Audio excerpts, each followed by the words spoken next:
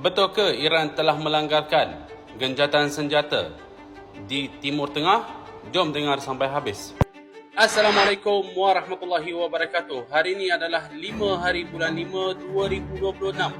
Apa yang telah jadi pada tadi malam? Seperti yang kita tahu, ada gencatan senjata yang dah mula pada 8 hari bulan lalu antara Amerika Syarikat dan Iran juga.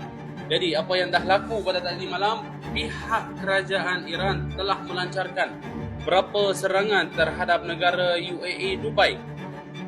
Dan dikatakan oleh kerajaan Iran juga dalam masa yang sama, kerajaan Iran telah melancarkan satu serangan terhadap sebuah kapal yang dimiliki oleh tentera Amerika Syarikat yang cuba untuk mencerobohkan air lautan ataupun sempadan lautan yang dimiliki oleh pihak kerajaan Iran.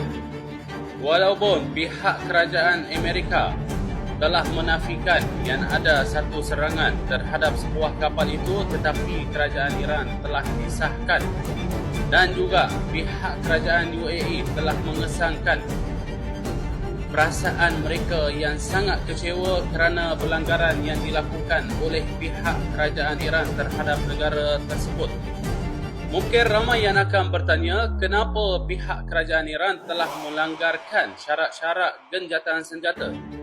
Kerana pihak kerajaan Iran telah diberikan surat hitam putih pada Amerika Syarikat juga tentang syarat-syarat untuk bermulakan perhentian perangan sepenuhnya, antaranya mengurangkan prosesing uranium dan membukukan prosesing uranium itu sebanyak 15 tahun.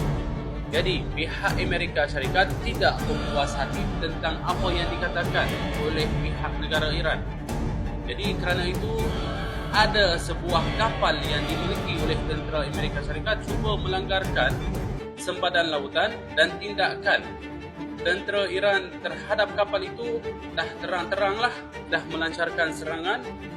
Dan pihak Amerika Syarikat pada tadi malam, selepas dilakukan satu serangan oleh pihak Iran terhadap UAE, telah mengeluarkan satu statement oleh Donald Trump juga yang mengugurkan negara Iran. Dia kata, kami akan menghapuskan negara Iran daripada muka bumi ini.